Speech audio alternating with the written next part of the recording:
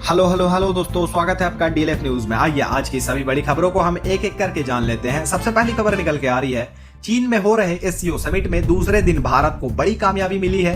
यहाँ पाकिस्तानी पीएम शहबाज शरीफ की मौजूदगी में पहलगाम हमले की खुलकर निंदा हुई। आपको बता दें कि घोषणा पत्र में कहा गया कि अपराधियों और उनके मददगारों को कड़ी से कड़ी सजा मिलनी चाहिए। और खबर देखिए, ट्रंप के ट्रेड एडवाइजर पीटर नवारो ने भारत पर बड़ा आरोप लगाया है। उनका कहना है कि ब्राह्मण रूस से सस्ता तेल खरीदकर मुनाफा कमा रहे हैं और इसकी कीमत आम भारतीय चुका रहे हैं। नवारो ने भारत को रूस की धुलाई मशीन तक कह दिया और अमेरिका के खिलाफ गठजोड़ मजबूत करने का भी आरोप लगाया है। वहीं बड़ी खबर आ रही है, कश्मीर के पूंछ जिले में एलओसी पर भारतीय सेना ने घुसपैठ की कोशिश नाकाम कर दी। सुबह 5:30 बजे संदिग्ध हलचल दिखी तो जवानों ने तुरंत फायरिंग शुरू कर दी। आतंकी भी गोलियां चलाते भाग निकले, लेकिन इलाका घेर लिया गया है। और खबर देखिए, केंद्रीय मंत्री नितिन गडकरी ने नागपुर में महानुभाव पंथ सम्मेलन में कहा कि धर्म और राजनीति को अलग रखना जरूरी है। उन्होंने कहा कि कुछ नेता धर्म का इस्तेमाल सत्ता के लिए करते हैं, लेकिन इससे समाज को नुकसान होता है और विकास व रोजगार जैसे मुद्दे पीछे छूट जाते हैं। और खबर है कि सुप्रीम कोर्ट ने बड़ा आदेश देते हुए कहा कि अब सभी शिक्षकों को नौकरी और प्रमोशन के लिए टेट पास करना जरूरी होगा। कोर्ट ने साफ किया है कि जिसकी सर्विस में 5 साल से ज्यादा बचे हैं उन्हें टेस्ट देना होगा, वरना इस्तीफा या रिटायरमेंट लेना पड़ेगा। हालांकि 5 साल सर्विस बचे शिक्षकों को राहत मिली है। और केंद्रीय मंत्री किरण रिजिजू ने राहुल गांधी पर निशाना साधते हुए कहा कि अगर कोई नेता बहस से बचकर सिर्फ राजनीतिक ड्रामा करता है तो असल नुकसान विपक्ष का होता है, सरकार का नहीं।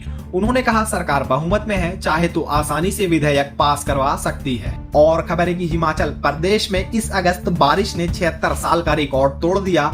यहाँ सामान्य से 68% ज्यादा यानी 431.3 मिलीमीटर बारिश हुई है, जबकि औसत 256.8 मिलीमीटर है। वहीं कुल्लू जिले में हालात और गंभीर रहे, जहां सामान्य से 165% अधिक बारिश दर्ज की गई।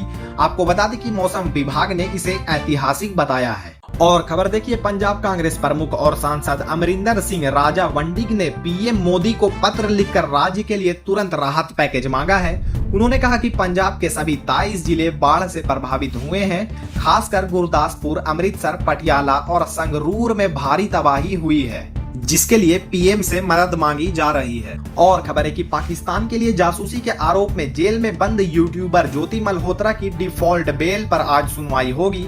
उनके वकील का कहना है कि 90 दिन बाद भी पुलिस जांच पूरी नहीं कर पाई और अधूरी चार्जशीट दायर की गई। कोर्ट में अब हिसार पुलिस अपना जवाब पेश करेगी। और खबर है कि बेंगलुरु में लिव इन पार्टनर की हत्या का दिल दहला देने वाला मामला सामने आया है। आरोपी ने ट्रैफिक सिग्नल पर महिला पर पेट्रोल डालकर आग लगा दी।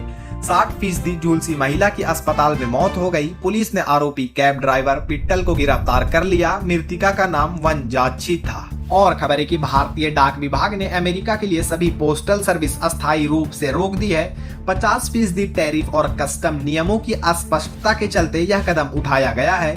लेटर, दस्तावेज और गिफ्ट आइटम्स भी इसमें शामिल हैं। विभाग ने कहा कि हालात सुधरते ही सेवाएं फिर शुरू होंगी और बुकिंग कराने वालों को रिफंड मिलेगा। और खबर है कि सीबीसी की नई रिपोर्ट में खुलासा हुआ कि सीबीआई से जुड़े 772 भ्रष्टाचार मामले देश भर की अदालत में पेंडिंग है। इनमें 2660 मामले 10 साल से ज्यादा पुराने हैं, जबकि 379 तो 20 साल से भी अटके पड़े हैं। हाई कोर्ट और सुप्रीम कोर्ट में 13,000 से ज्यादा अपीलें अभी भी लंबित है। और खबर है कि जेल में बंद खालिस्तान समर्थक अमृतपाल सिंह को भी वोट डालने का मौका मिलेगा। पंजाब के मुख्य निर्वाचन अधिकारी ने गृह मंत्रालय और असम सरकार को इसकी व्यवस्था करने के निर्देश दिए हैं। अमृतपाल उपराष्ट्रपति चुनाव के निर्वाचन मंडल के सदस्य हैं और उन्हें डाक मतपत्र से मतदान करना होगा। और खबर है कि अफगानिस्तान में आधी रात 6 तीव्रता का भूकंप आया, जिसमें अब तक 800 लोगों की मौत हो गई और 2500 से ज्यादा घायल हैं। भूकंप के समय लोग सो रहे थे, इसलिए कई मलबे में दब गए। अधिकारियों ने चेतावनी दी है कि मृतकों की संख्या और बढ़ सकती है। और खबर है कि चीन के तियाजिन में पीएम मोदी को सफर के लिए खास कार होंगा की L5 दी गई, जिसे चीन की रोल्स रॉयस कहा जाता है। यही कार राष्ट्रपति शी जिनपिंग भी इस्तेमाल करते हैं। 1958 से इसका इतिहास जुड़ा है और इसे मेड इन चाइना का प्रतीक माना जाता है। और खबर है कि पीएम मोदी 30 अगस्त को 7 साल बाद चीन पहुंचे और एससीओ मीटिंग से पहले राष्ट्रपति शी जिनपिंग से मिले। गलवान झड़प के बाद दोनों देशों के रिश्ते बिगड़ गए थे, लेकिन इस दौरे से सुधार की उम्मीद जताई जा रही है। मोदी के दौरे को दुनिया भर का मीडिया भी कवर कर रहा है। और खबर है कि सुप्रीम कोर्ट ने पेट्रोल में 20% एथेनॉल मिलाने के प्लान को चुनौती देने वाली याचिका खारिज कर दी है। सरकार ने 2025-26 तक सभी पंपों पर E20 पेट्रोल उपलब्ध कराने का लक्ष्य रखा है। सुनवाई में अटॉर्नी जनरल ने कहा, याचिकाकर्ता इंग्लैंड का निवासी है, कोई बाहरी हमें नहीं बताएगा कि कौन सा पेट्रोल इस्तेमाल करें। और खबर है कि भारत में इस हफ्ते 4 नए स्मार्टफोन लॉन्च होंगे। 1 से 7 सितंबर के बीच रियलमी, टेक्नो, आईटेल और सैमसंग अपने नए स्मार्टफोन पेश करेंगी।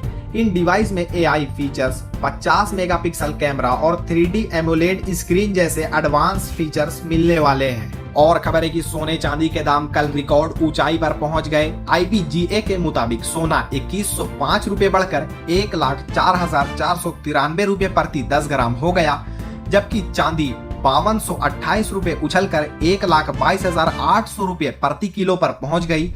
इससे पहले दोनों धातुएं इससे नीचे के स्तर पर थी। और खबर है कि रूस से तेल खरीदने पर लगाए आरोपों का भारत ने करारा जवाब दिया है। पेट्रोलियम मंत्री हरदीप सिंह पुरी ने कहा कि भारत ने अंतरराष्ट्रीय नियमों और G7 की प्राइस कैप का पालन किया है। उन्होंने लिखा कि भारत ने बाजार को स्थिर रखा है और दुनिया को $200 प्रति बैरल तेल की कीमत से बचाया है। और खबर है कि सरकार ने अगस्त 2025 में GST से 1.86 लाख करोड़ रुपए जुटाए, जो पिछले साल अगस्त से 6.5% ज्यादा है। हालांकि जुलाई के मुकाबले कलेक्शन 10,000 करोड़ घटा है। अप्रैल में रिकॉर्ड 2.37 लाख करोड़ और मई में 2.1 लाख करोड़ वसूले गए थे। नए आंकड़े 1 सितंबर को जारी हुए हैं। और खबर है कि हफ्ते के पहले कारोबारी दिन 1 सितंबर को बाजार में जोरदार तेजी रही। सेंसेक्स 555 अंक चढ़कर 80,364 पर बंद हुआ, जबकि निफ्टी 198 अंक चढ़कर 24,625 पर पहुंचा।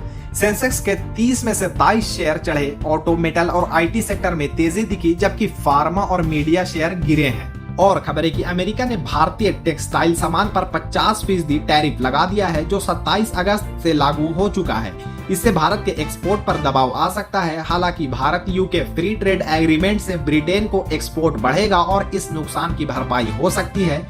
यह समझौता खासकर रेडीमेड गारमेंट्स और होम टेक्सटाइल सेक्टर के लिए बड़ा मौका माना जा रहा है। और आज की आखिरी खबर आ रही है, रिलायंस जियो भारतीय इतिहास का सबसे बड़ा IPO लाने की तैयारी कर रही है। रिपोर्ट्स के मुताबिक कंपनी अगर अपनी सिर्फ 5% हिस्सेदारी भी बेचती है तो 58,000 से 67,500 करोड़ रुपए तक जुटा सकती है। यह इशू हुंडई मोटर इंडिया के 27,870 करोड़ रुपए वाले IPO से दोगुना से भी ज्यादा हो सकता है।